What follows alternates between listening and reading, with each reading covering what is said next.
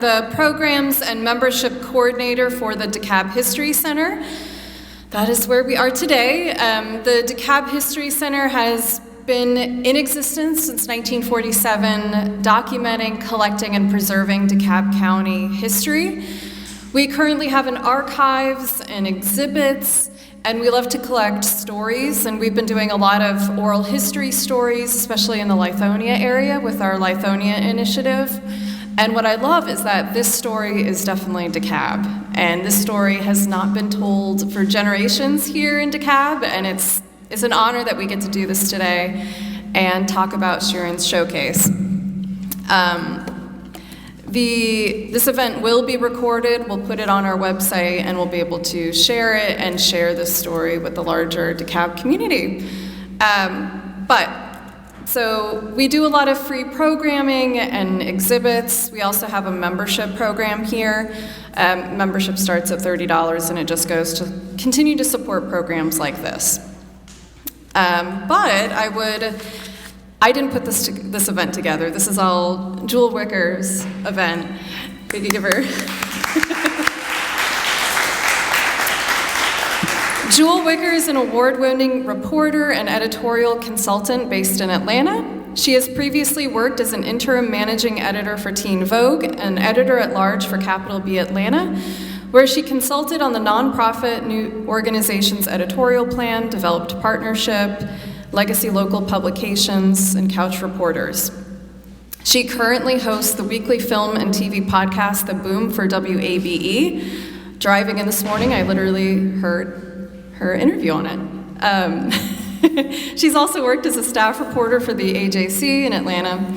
And in 2021, she was awarded an Ambie and Webby for her work and co-host and writer on Crooked Media Tenderfoot TV podcast, Gaining Ground, The New Georgia. So with that, I'd like to turn it over to Jewel. This is on. Okay, perfect. Can y'all hear me? I don't want it to be too loud. Sound okay. Good evening, y'all. I am so excited to be here, and thank you guys for coming out to hear about the history of teen clubs in Atlanta, specifically Shyran's showcase. We're going to be focusing on the late 80s through the 90s and kind of what they contributed to culture and music. So I want to get started by introducing our three panelists today, starting with, she's recording, but she's going to have to come on up, Shyran Blakely. Shyran.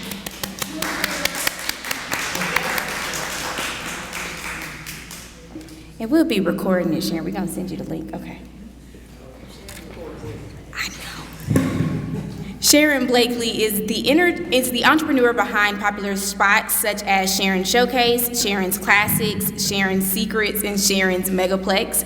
She currently owns the O'Reilly's Food and Spirits on Covington Highway, but she's also owned other restaurants in the area, including a JR Crickets, Taco Mac, and more.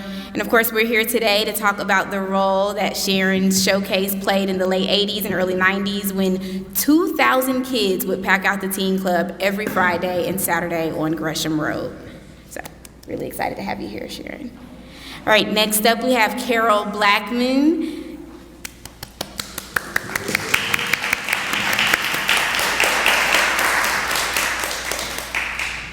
Carol is a legendary media professional who has spent more than 4 decades as a radio personality and more than 30 years as a television host for the Georgia Lottery and a host for one of the national drawings, Mega Millions. In April of 2023, it brought one of the most prestigious national honors to her career, along with more than 30 of her esteemed colleagues. Known as Black Women in Radio, Carol was a part of what was the inaugural 30 Black Women in Radio inductees into the Smithsonian and Library of Congress. And in March 2021, Carol, along with 2 of her fellow sister broadcasters, received the honor of being inducted into the National Black Radio Hall of Fame. Additionally, in 2016, special acknowledgments alongside 4 of her colleagues, more talented women in radio, came in the form of a resolution from the Georgia State Capitol, and as a part of the prestigious distinction, they also received accolades from the Georgia House of Representatives and the Senate. Carol is the former co-host of the Mike and Carol in the Morning show. It dominated radio in Atlanta morning radio for nearly a decade. And she also hosted a popular weekly dance show called Atlanta Jams. It garnered some of the best local ratings during its tenure and provided teens a fun and safe atmosphere and major acts as a platform for their artistry. We're going to talk about that a little bit later on. Later on, our last panelist is Daron Fears. Welcome up, Daron.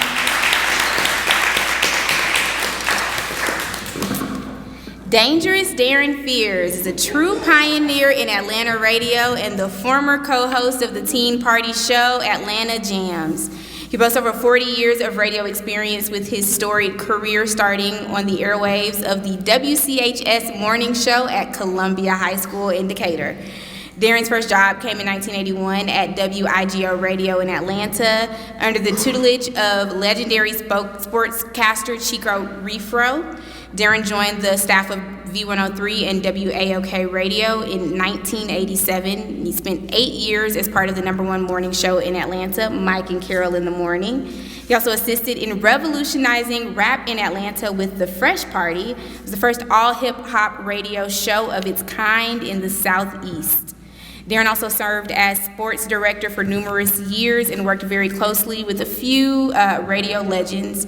He now calls Macon home, where he has served as operations manager at WQMJ Radio, owned by the iconic Mike Roberts.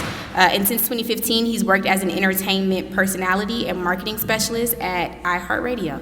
So thank y'all for braving the rain and coming to talk about this tonight, because I'm really excited. So I want to start by talking about setting the scene for what was going on in the time that we're talking about. And Daron, you and I have talked about this a bit, but you were a teen in the 80s when a lot of this was going on. Can you speak to kind of how important it was to have a place where teens could go and party and have fun, and kind of was there a lot of places like that during this time? Yeah, well, first of all, thanks for having me. Hello to Shyran.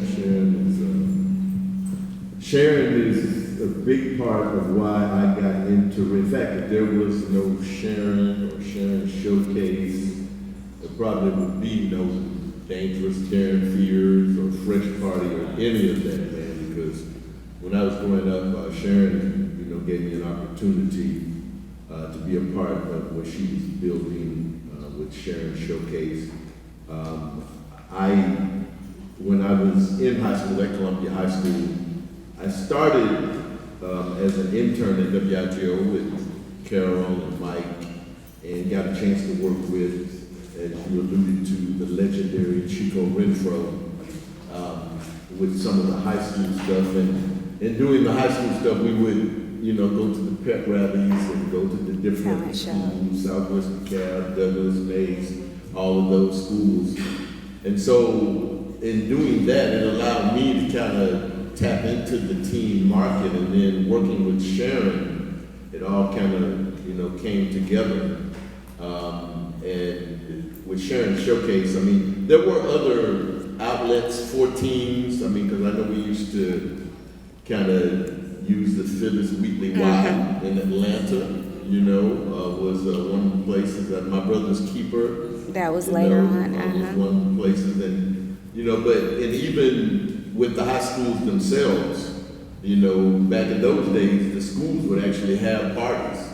So we would have like a Columbia High football after party or Southwest DeKalb High football after party, and then after that party, we're over to Shyran Showcase.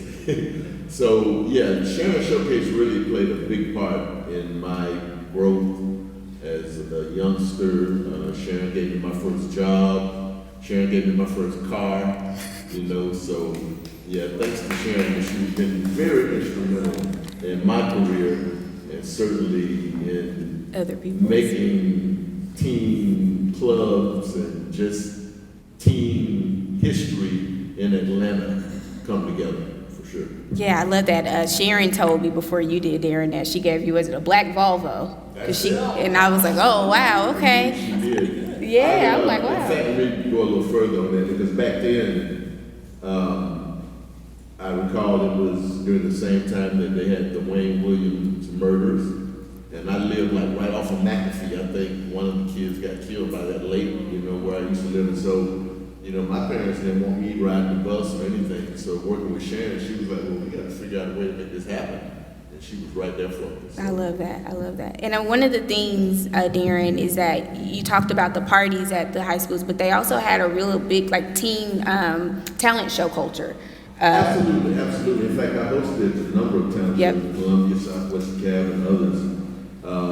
And a big part, I will say another big part of that culture was the dance groups that really kind of took over those talent showcases and talent events like that. I mean, Shyran could probably expound on it a little bit more than I can, but I mean, there were millions of dance clubs, dance groups that just kind of, I wish that we still had that today. It's something that's kind of missing, but man, those dance groups really played a big part in it as well. And there were other, like I remember when I was at Columbia, Chris Tucker starred in one of our talent shows. So, we created a lot of talent in that regard ourselves just by bringing some of those artists to light. I mean, your Mojos, your Kilo Ali's, your DJ Taz's, even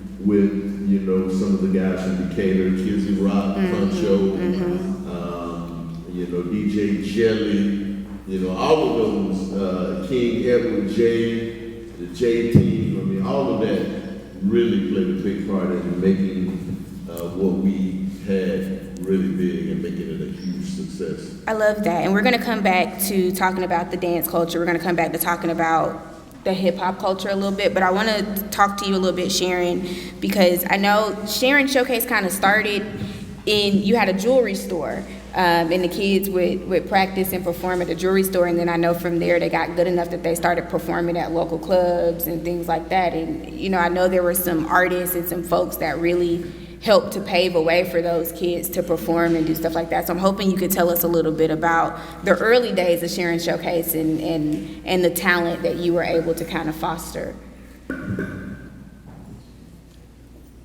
Okay, let me think how to start this. We had a jewelry store. I'm going to try to make it short. We had a jewelry store on Glenwood and Gallery. Then I opened up a jewelry store. And the jewelry store then went down was right down the street from a club called Blue Dolphin. So when I went to Moreland Avenue, I had my second jewelry store. And it was in a big shopping center. I think it was the same place that you all probably had Club Access. That same shopping center. It was the same shopping center. Okay. So back then, it was just a jewelry store and JCPenney's. And right next to JCPenney's, it was a cute one. And I'm going to say this, I don't sound real, I'm competitive, so y'all don't take it the wrong way. But there was a rubber shop right next to JCPenney's. I only sold jewelry. Probably the first dollar store, because I had jewelry, towels, and, all kind of dollar stuff. Everything was $1. But the man at the rubber shop decided he wanted to start selling jewelry. And I thought to myself, well, I didn't come in here selling rubber, so why you gonna sell jewelry? So then I said, and being as competitive as I am, I decided to start selling records. But somebody really wanted to get in the record business. My son was about 9 years old or something like that. And I told him, I said, Eddie, you can have the record business, and I just keep my little jewelry store. And I sold my records for a penny less than what I paid for them. That means that eventually he either would have went out of business in the record business, or he'd have stopped selling jewelry. I think he chose to stop selling jewelry. But I didn't choose to stop selling records because I realized then I had given my son a business. How you gonna give a 9-year-old business and take it back? So I decided to get a jewelry store. I mixed it in Moreland. My third jewelry store was in Boulder Crest. So I go to Boulder Crest, we still sell records. But when we up there selling records, the kids from Walker High School, Cedar Grove, Columbia High, all of these kids would come down to the jewelry store. Because at that time I don't think they had a record shop. I don't know. Maybe one. I think it was more mobile. was more movie, yeah. So mine was just a stage. When I was in the jury business, so in the back of my store, I let my son have that part for the records. But it was a space like this in front, from here to maybe where the first row is. And the kids would come up and get the records. And when he would be in school, you know, because I didn't pick him up on time. So by the time he got to the records, to the jury store, the kids were already out of school and already down asking for records. So I used to say, okay, fine. Give me, you know, just sing a little home or something so I could pick out the right record. So they started singing, dancing, and I mean, you know, and I looked at it and I said, my God, these kids can dance, sing. They were really good. So, but then there were so many kids coming by, because now all of a sudden we're not doing records, we're doing talent. So I put them outside in the parking lot. We went outside in the parking lot, they were still, the more kids came from all the schools, the more people out in the parking lot doing all of, I mean, everybody had talent. 99% of black kids, and I, you know, no offense to white kids too, but I'm just know about the black kids, okay? 99.5% of the black kids got talent. They can do anything, you know. You give it to them, they can do it. I ain't talking about just dancing and singing and rapping, music, football, anything. So I said, okay, fine. We don't have no breath when you perform, so I went to Walker High School. There was no talent shows in Walker at the time. I went to Walker High School. And I asked him, could I rent the gym? Monica Kaufman had just come to town, so she was one of the judges on Channel 2. So I asked her, you know, back then she wasn't that popular, so she didn't care. She said, okay, fine. That's right. You know, better than I know me, so, and they know you, so, you know, we'll just go and do it. So she was one of the judges. But when I did the talent show, I donated the door to the school. Now, I guess when the school discovered that we could make all this money, because, you know, we had talent shows in Atlanta, the Fulton County, when I was a little girl. DeKalb County had no talent shows. So I guess they said, we can make money on this. So that's when they started doing talent shows in all of the schools, and all of the schools made money doing talent shows. That was when they had the first showcase. But then I was selling jewelry, and kids, I said, okay, fine. I'm selling jewelry with mom and dad, and don't nobody believe I got real jewelry. So, I don't know, I was competing against a big, I can't think of the name of the place, but you know, I couldn't give away gold. I could sell dollar jewelry all day and all night, and I sell a piece of jewelry and I would steal it if it rained, and you went out the door, you would turn green. So I made sure that on the days that it rained, I would wrap the jewelry. People like to buy jewelry, they like to wear it. I said, now don't wear your jewelry, you need to wear that night. Because everybody came around the weekend because they go to the nightclub, right? So I said, don't wear the jewelry. Wait till you get home. But anyway, to make a long story short, the kids supported me Mother's Day. All of the kids, not all of them, but a lot of the kids came to my jewelry store, bought gold. Where they got the money from, I don't know. They bought my little gold, and I said to myself, children believe in me. I thought they believed in me because I let them practice and gave my time, but that wasn't why they believed in me. They believed in me because they believed in me.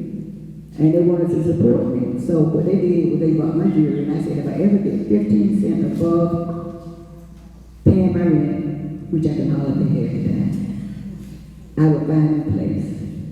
And I went up on, I don't know how I found this little, it was like a little garage, where you know how you fix cars, you know. I went to this man, I said, okay, he said, I tell you what, I asked the guy behind Eddie's skating rink, back in the back, I call it the Gypsy Dumpster. But anyway, it was a big building, big tin building, I asked the guy, I said, how much do you charge me? Because I want to find a place for the kids to have talent. He told me, okay, fine, I charge you $200, maybe $200. Couldn't have been $200 back then. I was in 7, 8, so it must have been $2. It was $2. Either $2, $20, but it surely wasn't $200. So anyway, maybe $200, but I don't know what it was. He said, you clean it out, you know, clean it up, then I'll let you know, have the building. So we went in and painted the floors.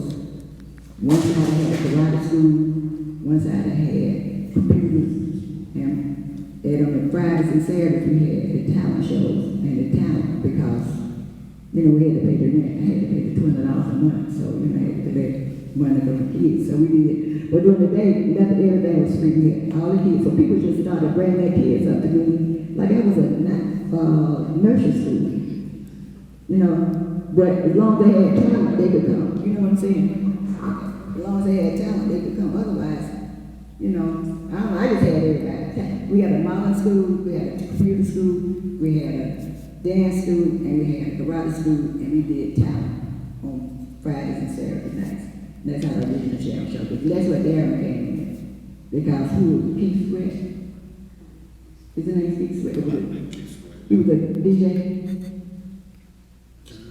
What was Keith Sweat? Well, not Keith Sweat. Y'all know I'm really good. Keith Sweat, the DJ. Keith Paul. I know it's not it. I know Keith was somewhere in Keith Paul. Yeah. Yeah, Keith Paul was the best DJ in the world. Yeah, okay. Well, you know he's the best DJ. The best DJ ever. Right. So with San Susan, I went live with Keith Paul. Right. And Shyran Showcase. They brought Daron in. So he came in and host. But you know what? Like Daron, I didn't give him a call for the child murder. I gave him a call because he was late all the time. Late every single time. Tell the truth. And then on top of that, when I gave him the car, I didn't even know he was old enough to drive. I didn't think he was old enough. I didn't know if he had a license. I didn't say, put the keys, you can have a car. You gotta hold the mic down, okay. Sure. Seriously. So he came, he followed taught in how to DJ, so they ended the best DJ.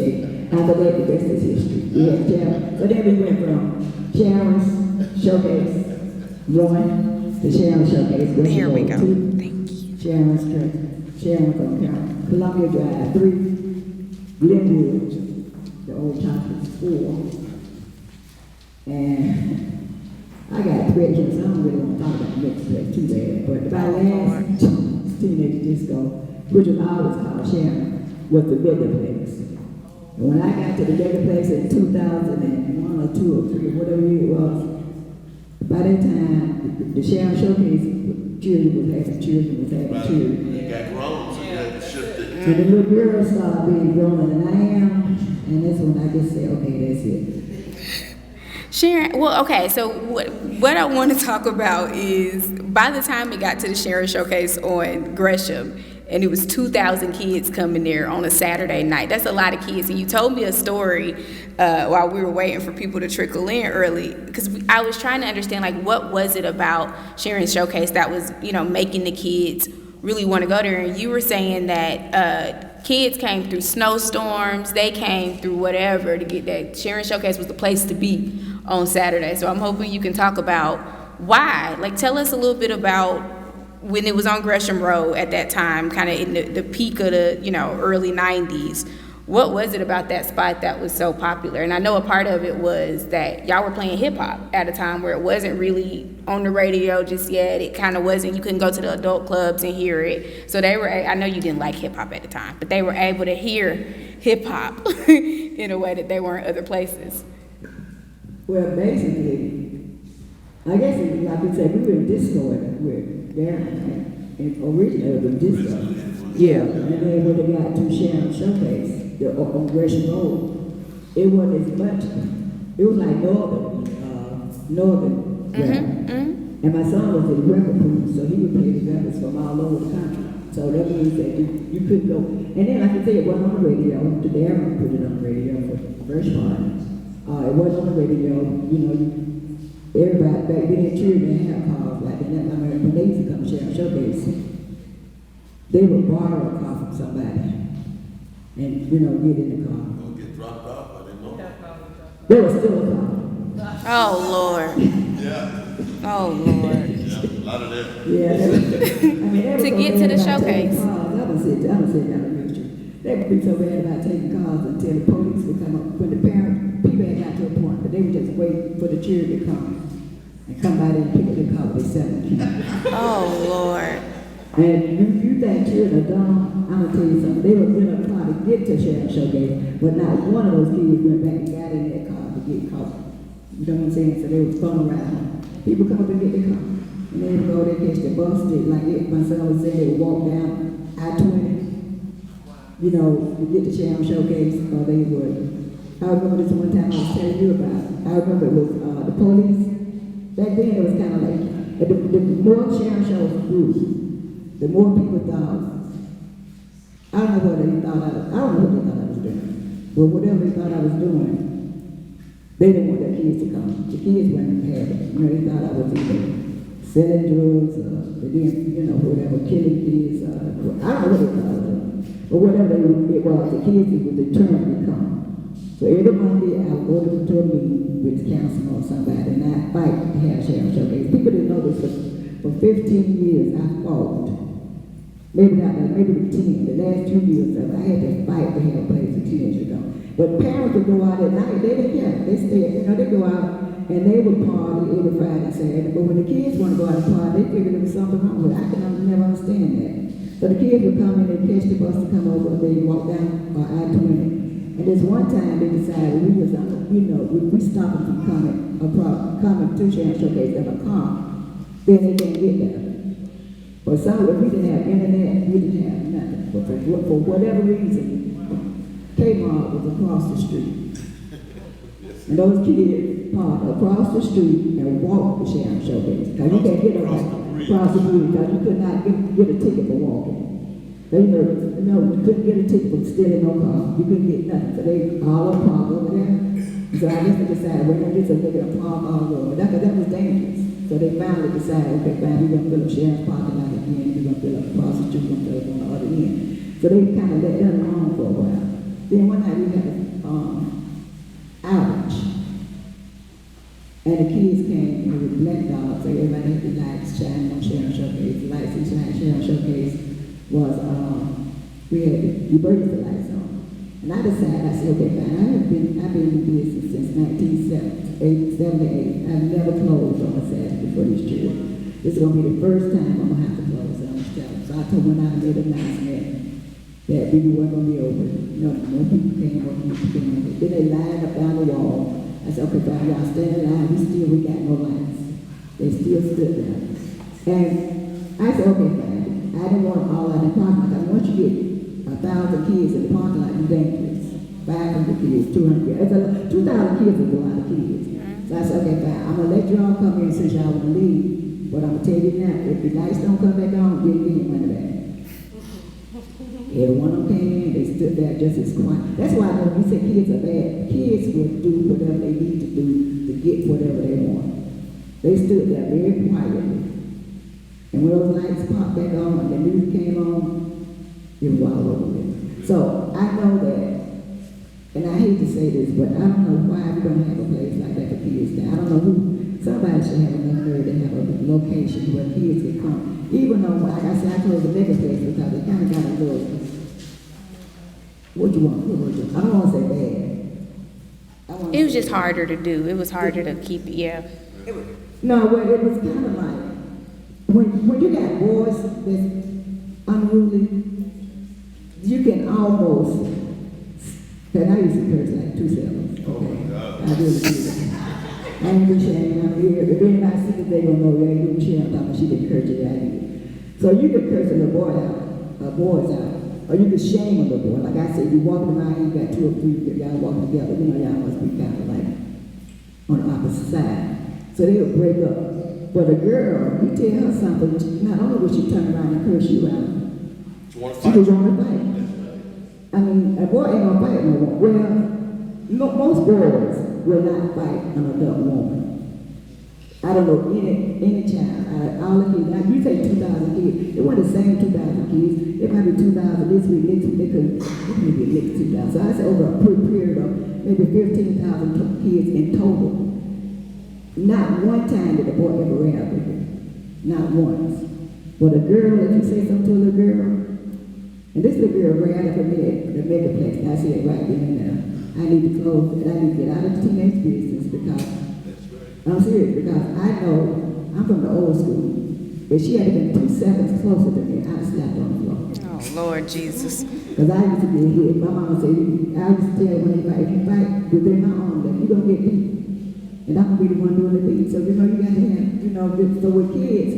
But nowadays, I don't think the kids are so bad that they can't start someplace with positive. I got a little boy right here now that I'm doing. He's here tonight that I'm starting to work with. Because I know that you got to start when they're young. See, when I started Shyran Showcase, kids were like 10, 11, 12, 13, and got to be 21, 25, 30, 40, 50, acting just as bad as they did then. But you know, and respect, but they got to respect.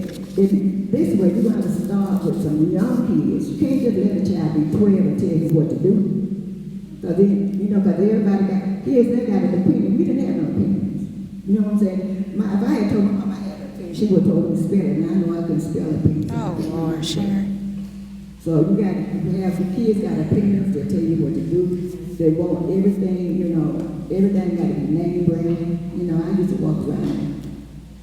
Maybe socks. I'm sure I had some tennis. I don't know if anybody, because y'all ain't old, but I know we used to have holes in our tennis shoes. That's how long. We would have the same pair of tennis shoes. And then you had to wait, put a piece of cardboard in, and you just move right along. Just keep it like I'm going to put my feet down. You put your feet up in the air, you knew not to do this. So I'm just saying that somebody got to do something to me with these kids. And I don't know what to tell you, I just think it's, like Carol Blackmon, when y'all had, I guess you remember too, when they had that dance show, like I used to do a dance show at Shyran Showcase, at Shyran Showcase on BET.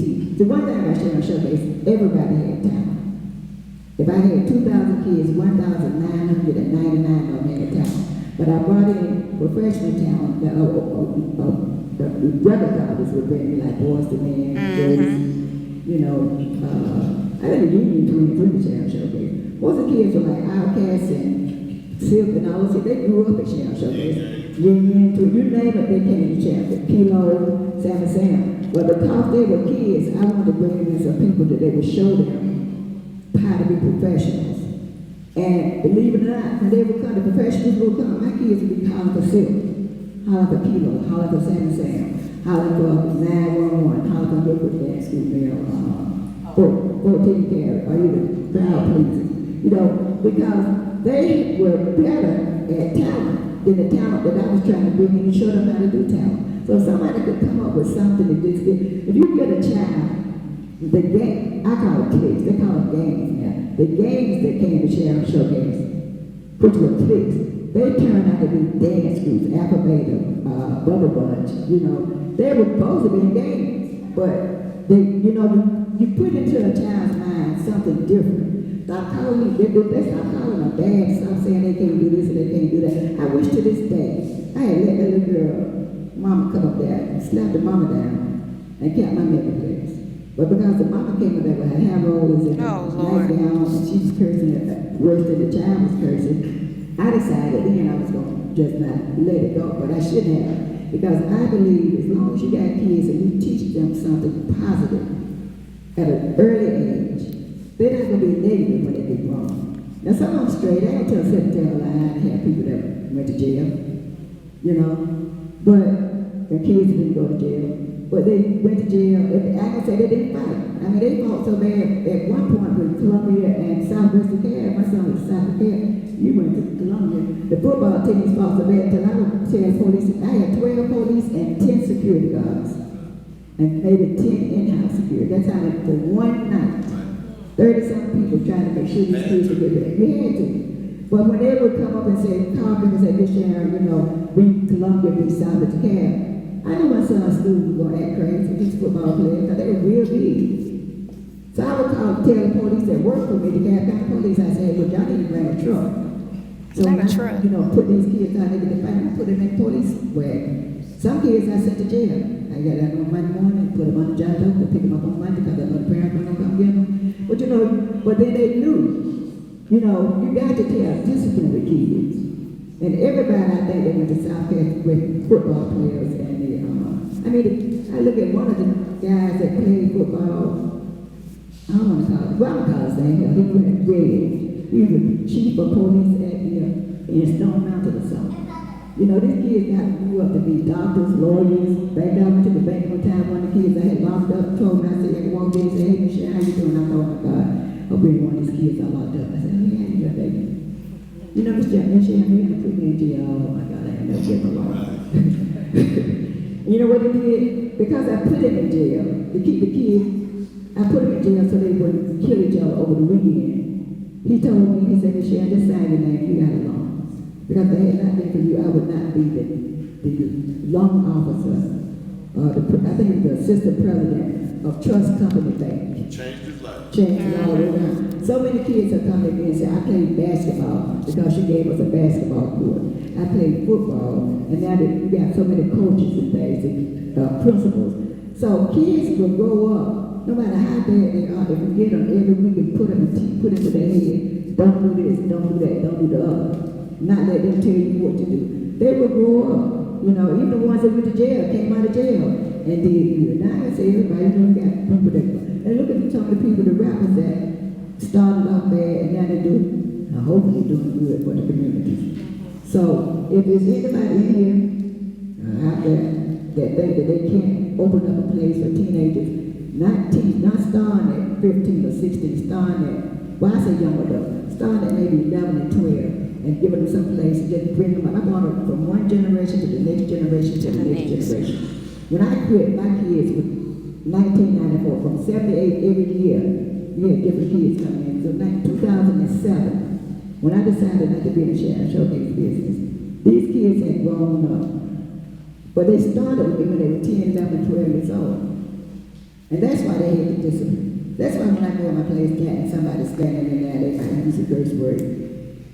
And they'll say, excuse me, Miss Sharon. These grown people. You know, somebody got to do something. I don't know about preaching. Am I preaching? No, we get what you're saying.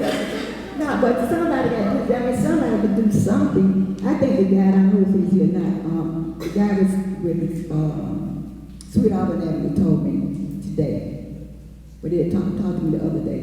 He said, Sharon, if you started working back with talent, I would give you a slot in the Sweet Auburn Avenue Festival. So that you'll have a stage to let these people, they got to be just kids, adults, you know, whatever. I will let them perform and give you a whole slot. That's important. I can't let a Shyran Showcase be in O'Reilly because I say alcohol. Well, see, that shouldn't matter because I'm not going to say alcohol. All I got to do is take my alcohol off the door, off the bar, and still have a place once a week that you can start with young people coming in. You got to have talent.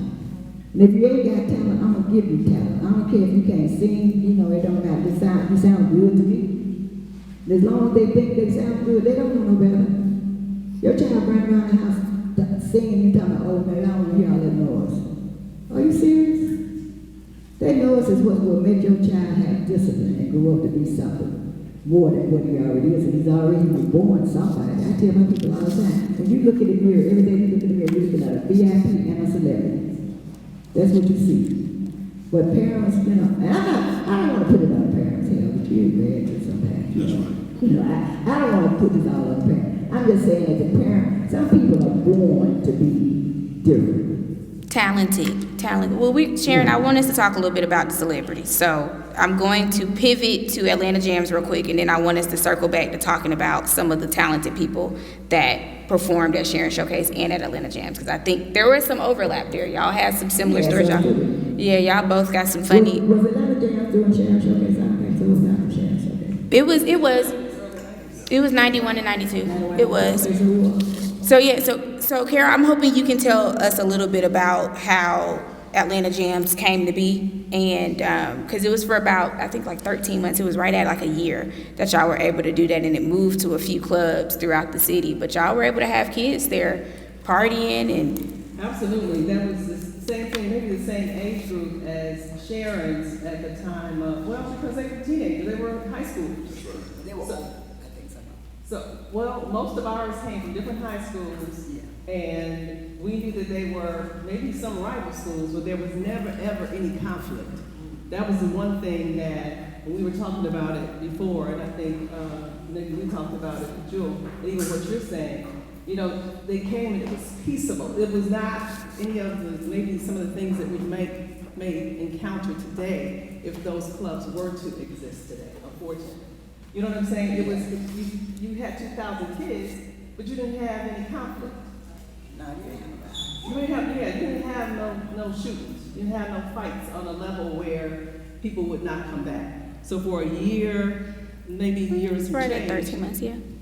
Say it again? It was right at like 13 months. Yeah, maybe something like that. So early 90s, we had Atlanta Jams, and it was packed out every single week.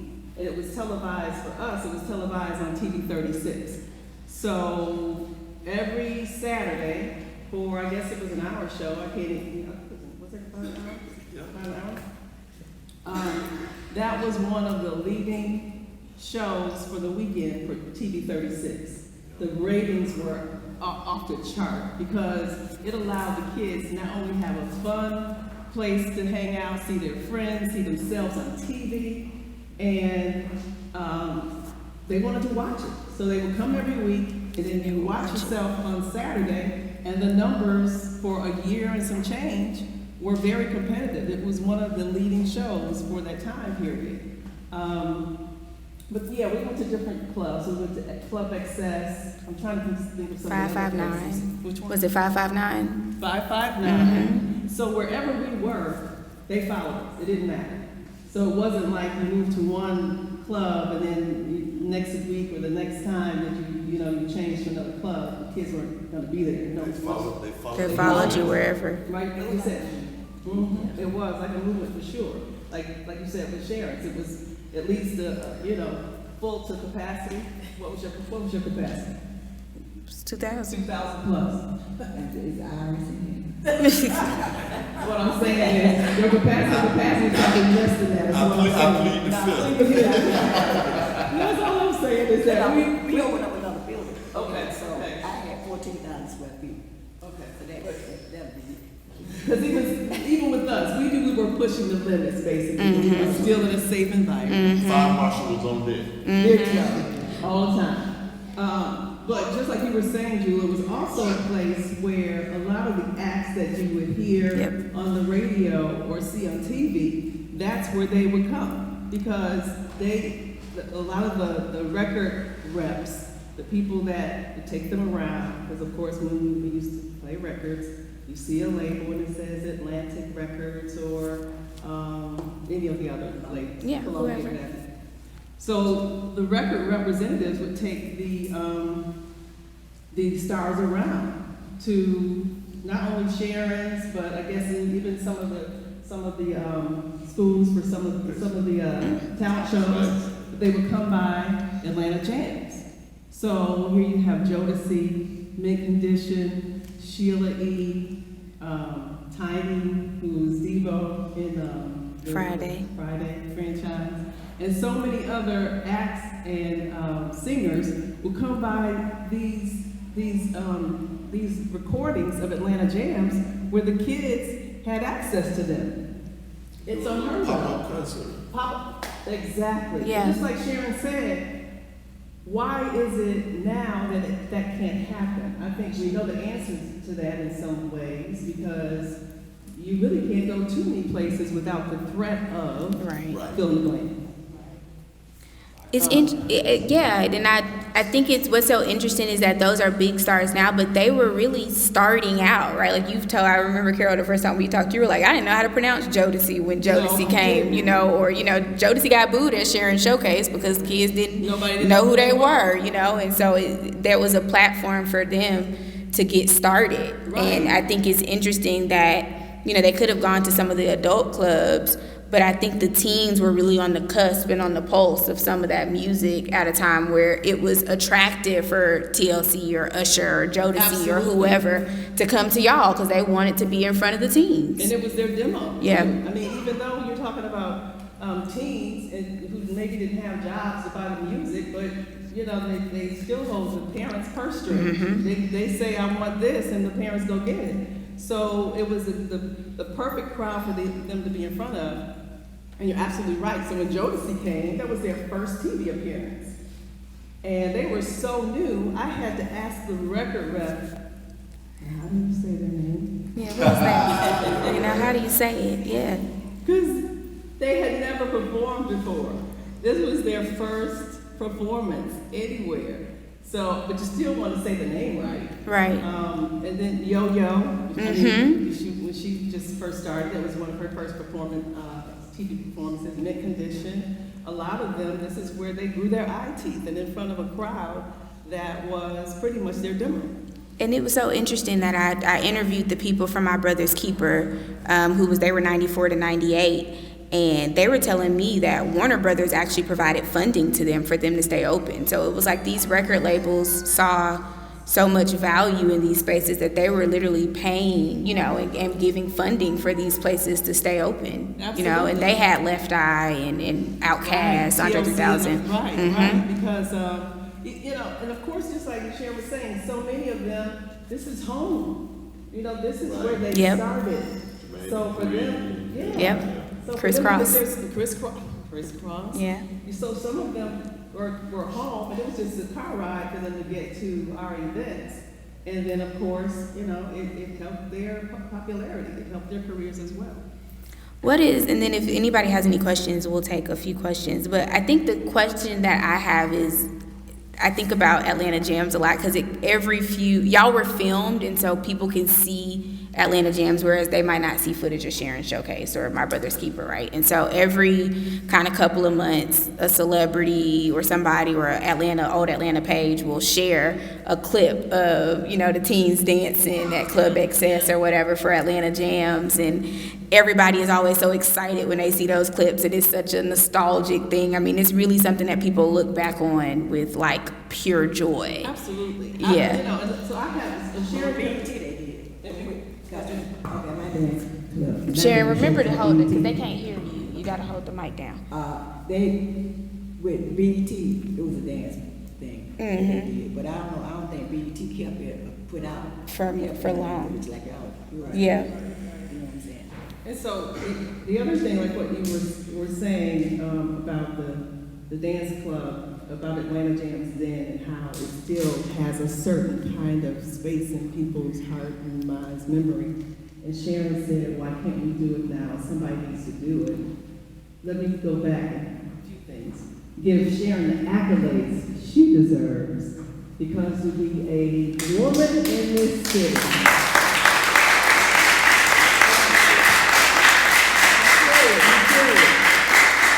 So from one black woman to another, one sister to another, to just be able, you were a pioneer, but you're a pioneer in that space.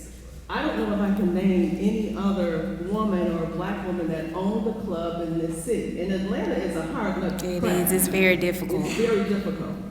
So, And hold it that long. Yeah. because most clubs last, 3 to 5 years maybe? And we're talking, you got Mr. B's, which was generations. But again, we're talking about someone who, when he did it, it was still during the heyday of Atlanta's, it was the 90s, whatever. But you're talking about you predated that. And then you had so many other clubs, but I don't know of another woman that has done that. Do you?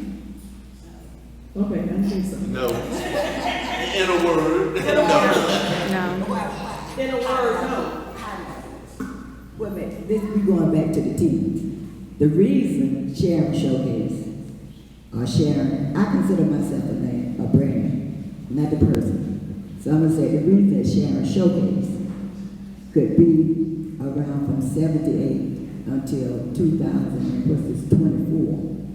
with only about 15-year break. And even with that, I had other businesses. It's because of the teens and the young adults that supported me.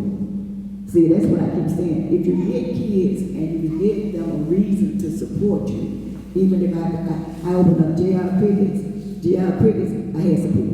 Opened up Taco Mac, I had support. Everything I did for the restaurant business and vernacular is because the kids grew up knowing that they had to support me in order for me to be where I am. So it's not, I don't give myself nothing. I give my credit to the talent in Atlanta and the kids in Atlanta that did perform, but still came and supported. And it's hard, it's hard out here. So I don't see that why you can't, and you can't rap it anyway. But you're right though, Carol, because I did an interview with DJ Swift a few weeks ago, and it was Killer Mike was walking by, and he was like, "We talking about Shyran." He was like, "Shyran put me out the club twice one night, and I still came back." Like every time you mention Shyran around somebody, they have a Shyran Showcase story, or they want to talk about it. You know what I mean? Yeah. So that's what I'm saying. So even though and I think that's great that you give it to the teams and folks that helped you, but you still have to, I think, take your accolades too. And this is the other thing. If anybody can do it, it's probably you. And I would challenge you in front of everybody and being recorded that maybe how do I say this? Let me see. So Atlanta Jams. I really would like to see Atlanta Jams revisited. The youth, the kids that were there then, I want to see them now. Right. I want to see them. Like an Atlanta Jams. That's what I'm saying. Atlanta Jams reunion. And who could do that? Maybe you and I could do it together. But I think you're the person too that can still, if you wanted to do a teen club and do what you did before, why can't you revisit that? Because And it would be a lot of the same kids. right, that's right. That's what I'm saying. It's the same people. And this is the one little dance paper. I got a demonstration. Oh, Lord. I want to see. Let me Does see. anybody here remember the dance I used to do? Come on. Oh, I know what you're doing.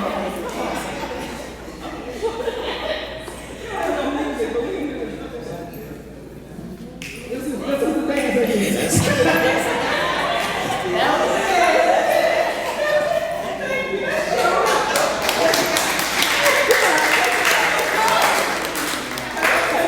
That's what they did. They showed up. You didn't have to But be they, too scared for that. no, that They showed up every week to do the same dance. was fine. You literally can see it if you look on YouTube and search Atlanta Jams. They are literally doing that very dance. The bar dance. Yeah, the bar. Yeah. The whole room is just moving. Yeah. Same. The same move. Yeah. I'm gonna show up in the same move. So there you have it. But I'm just saying, why can't you do it? Or why can't we put our hands together and try to do something? Thank you. That will at least bring that age group Right. back, because they're parents, they're grandparents, and we would have a good old I time. mean, even if we just call it a reunion, you know. But even they have the Yeek Fest, so there are things, it's like how do you figure out how to kind of continue those conversations? Yeah. Does anybody have any, I want to make sure because I know we're running on time. Does anybody have any questions? I saw somebody in the background who had a question. I have a question in terms of how were you able to secure a deal on BET and how were you able To secure airspace back then on Channel 36. For 36, there was a gentleman, Mike Austin, and I have been trying to find him. We've been trying to figure it out this whole time, yeah. I found him. He was from Birmingham, Alabama. And he was this white producer. Not that that mattered, but it matters in the scheme of how did you know to come to this city and do a black teen dance show? And it was successful. How do he know? So I've just gotten in touch with him. You're trying to figure it out. I'm trying. But see, I think that speaks to what the groundwork that Shyran had laid. I think it speaks to the talent show culture that was already here. Like all of those things had to already be bubbling, right, for somebody to even. So he knew it. Yeah. But he knew it when, think about this. He knew it when maybe some of the other producers that were here that looked like us, They didn't know they it. didn't know it. Yeah. He came, right, well, he came to the station, and Jerry Smoking V103, first. yep. And I think Jerry, I think there was, I don't know what happened, and he couldn't make it, and then I came on board, and then Michael asked me to continue. Because I think sometimes when we grow up in something, we don't see it as special, or we think that's how I explain it to people. I grew up in Atlanta, I always joke, and I'm like, well, I thought everybody had rappers come to their school until I went to live in Pennsylvania or wherever, and that wasn't the case, right? And so I think maybe some of the people here, we're so in it that we think that's culture everywhere, and we don't realize how special it is, where we're living. It's interesting, yeah.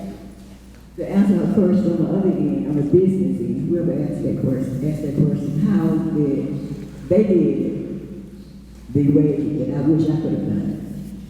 But when I was doing it back, when I did it, when I was doing it, it wasn't that easy. You had to pay. I paid for BET. I paid for the spots of BET, so I paid for the time. And I put my commercials in that time. I think Sip did my commercial. I let 2 or 3 of the kids that was performing, they would be in my commercial. So I had to pay for 30 minutes of the dance show. When I was on 69, I had to pay to put them on 69, then CW, is it CW or something? CW, okay, 69. So 69, I had to pay. When I decided I wanted to be parent at Atlanta, before Daron, thank goodness he did it. But when 97.5 came in, I was the first person to be on that station with an advertisement. They didn't even have equipment to cut the advertisement. And since Daron worked for him no more, he was up at B103 cutting the commercial and running it downstairs for me with 197. But you know why I did 97? Because I paid for a commercial in order to get Poncho, a local rap, put Poncho on the radio. You know, and he was the first rapper. Now, Shadi, and Mojo was the first, I guess, of WIPO. So he was the first rapper and first rapper. But Poncho was the first rapper out of Atlanta that went on the station that was FM. And I had to pay to get him on there by doing a commercial. So you don't even pay over. What you do is you run a commercial. Yeah. You pay for the time. And then so if you want to do something, and you can do that even today. I don't say this a lot to a lot of people. If you want something on the radio, then you pay for the time. You want something on TV. Like right now, I'm paying for time for my newest artist to be on this Radio Connect. And I know this is a streaming radio station. I think it's about 20, you got about 50 stations. But I'm paying for him to be in that time, and eventually it'll be just like your thing. Just like when I started paying, then I want you don't have to pay, because they don't go to somebody like care about and say, hey, look, we got it, we need you. Yeah. Well, the other thing is too that Michael could have paid TV 36 too, but that we weren't part of that deal. That deal. You know what I mean? We came to the station. This is what I want to do, and we want one or two of your talent, your DJs to host it, and that kind of thing. So you're right. Somewhere down the line, though, someone is paying for that service. So that's the kind of part of where I paid to get a lot of Right. I opened up a lot of doors because I paid to do that. I went with a restaurant because I did a lot of work for Bojangles, and he gave me a store traffic. Yeah, Bojangles on County Road would be the only black neighborhood. All the rest of Bojangles were in white neighborhoods. So in order for him to keep the sale of the other 9 Bojangles, he had 10. He came to me and said, Sharon, will you keep? Because I know your name, Sharon Showcase, will you take and help me promote the one on County Road? So he gave me that place. I was given. But that was because you had already built up your name. This is the way you go. Right. When you say, okay, but I want to be on the Vista Road. Our stores, anything black in business, we went from County Road, Gresham Road, maybe to Memorial Drive. I didn't know we were on Memorial Drive. Yeah, I skipped over Chandler Tucker. Before I came back to Chandler Tucker, I skipped over with the Vista Road. You saw anybody black on the Vista Road at night, they were going to classes. So I paid my dues in order to get there. And I can tell people all the time, I would do anything to make sure that black businesses, now we got so many restaurants, so many promoters, so much stuff. But when I was doing promoting, these same kids that I have my competition right now, putting out my flyers for me, these kids went to the showcase. Right. The ones that got balls and things now, they went to the showcase, they followed, and they had a mentor, even though I didn't have to be a mentor. So when you want to do something, man, whoever was to ask that person, pay, and they will come back to you twofold. Well, Sharon, I know I want to be respectful of everybody's time. I think we'll be hanging out for a little bit, but Carol wanted to give you your flowers, literally. So we have some flowers that we wanted to deliver to you and say thank you for participating in this program, and also thank you for what you did with Sharon's showcase, because it was really, really incredible. Thank you. Thank you. Yeah, I know this is going to be online, but can't you let the DJ from the back? Remember I told you I didn't have to close it. I just did it on my own. So when it closed, they had 1,500, maybe 2,000 kids going up and down the stairs. I want to bring Fred up here for a minute because I want him to tell me in front of all of them, because I never did ask this person. Well, I want to ask him what. That was that Fred, come up here. He might not want to talk. Who is she putting on the spot? Oh, I don't know what she's saying. Sharon, we can't hear you. Poncho. I'm going to put these two on. Fred was the DJ at Sharon's. Megaplex, Shyran Showcase, Megaplex. I wasn't gonna put y'all on the spot, just for the record. I was gonna let y'all be. But I need you to tell these people why it is that Shyran, the people at the Megaplex. Now you can look right behind it, right? Tell them what the difference in the generation, but when we talk about all these good kids. Sharon, they gonna put us out eventually, so we do have to keep that in mind. Yeah, we got like 2 minutes. One each.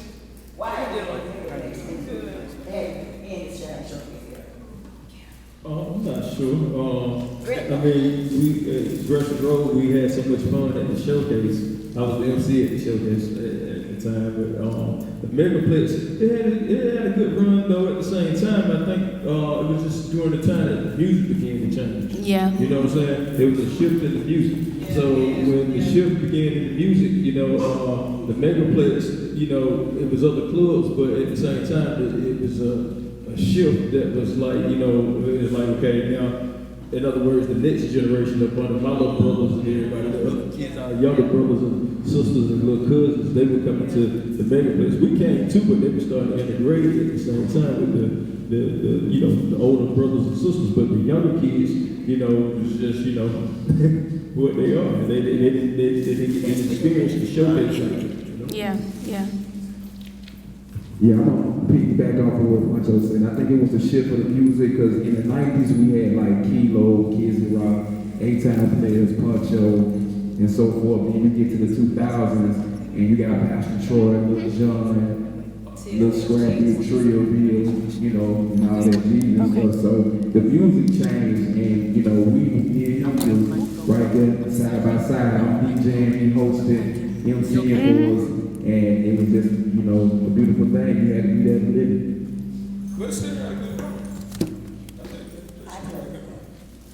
Thank y'all. I just had one thing to say that I wanted to talk about. My name is Melanie. I represent DKTL. One of the things that Shyran did not mention that I wanted to make sure that was mentioned is that a lot of artists that were in Atlanta, Decatur, were all dancers, and they went from dancers to entertainers, and Sharon's club broke a lot of entertainers that are still entertainers to this day. They don't talk about that, but when you made it in Sharon's, that's when you made it in Atlanta. You arrived. You arrived and you moved on, and Atlanta was the mecca for that through Shyran Showcase, and I wanted to make sure that was mentioned. Thank you, Melanie. Thank y'all for coming out. We really appreciate Carol. Thank you, Daron, Shyran. Thank y'all so much for coming out.